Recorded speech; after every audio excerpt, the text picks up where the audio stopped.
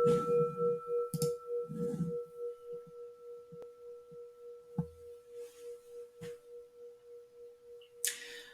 is Mel Pine. Welcome to another episode of the From the Pure Land podcast.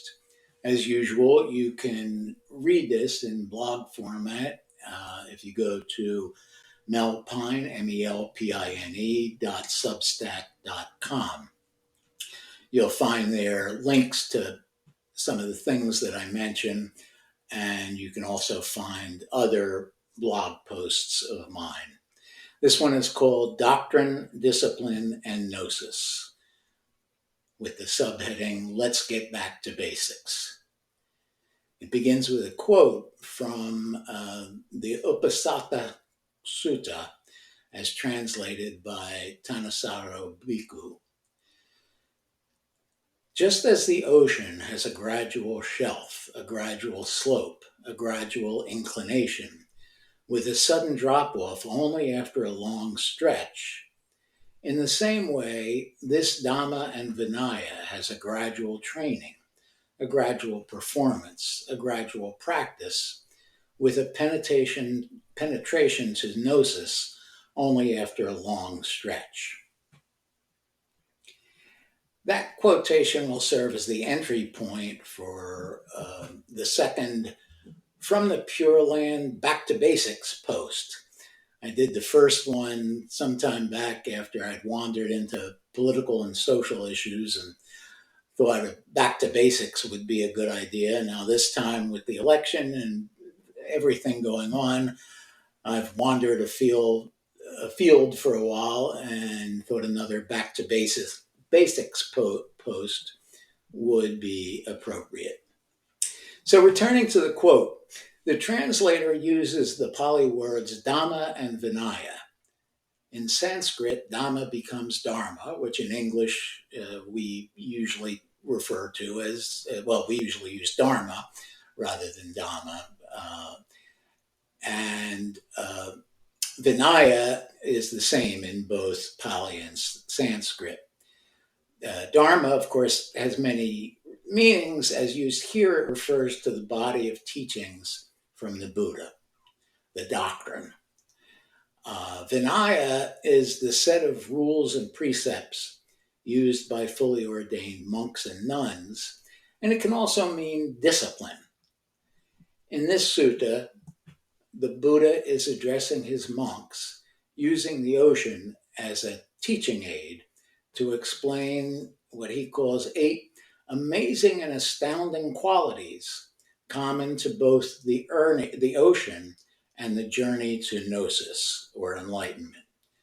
8 amazing and astounding qualities common to both the ocean and the journey to Gnosis. And that quotation comes from the first of the 8 of those similarities between the ocean and the journey. Learning the Dharma and diligently practicing it as taught is, the Buddha said, an, quote, amazing and astounding, end quote, process that leads gradually to Gnosis. The Buddha is telling his students not to expect quick and sudden enlightenment, but rather to enjoy the journey. And again, quoting from another part of the sutta as he's talking about the ocean, with a sudden drop-off only after a long stretch.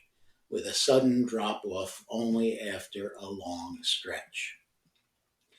Now, I spent several years in the 1980s as an avid recreational scuba diver.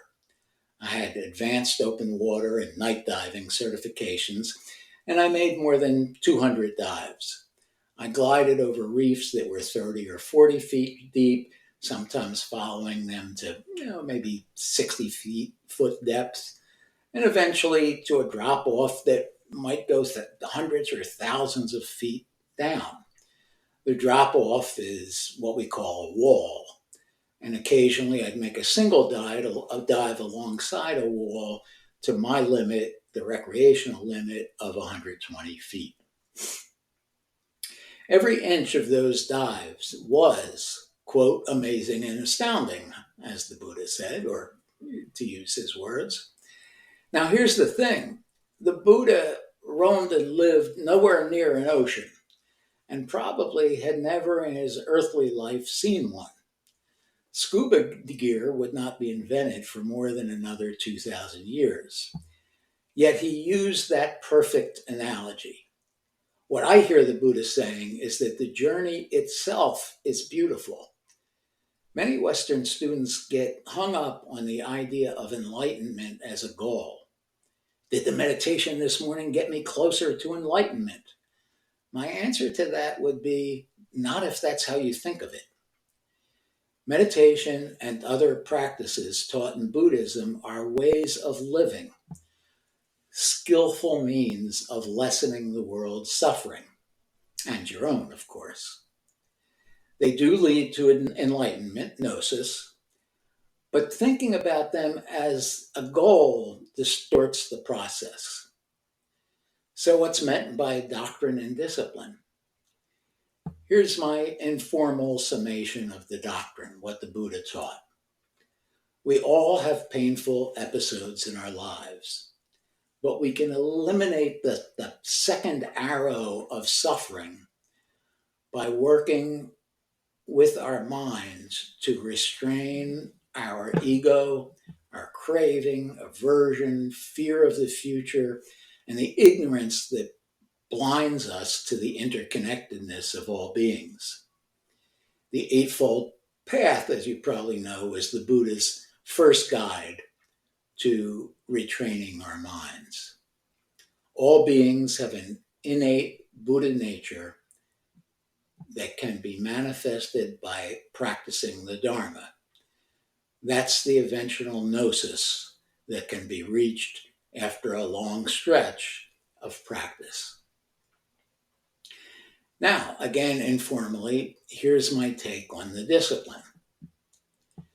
The 5 basic precepts for laypersons are not to take life, not to take what is not offered, not to indulge in sex or other sensual pleasures in a way that causes harm to oneself or others, not to lie or gossip, and not to indulge in intoxicants that cloud the mind.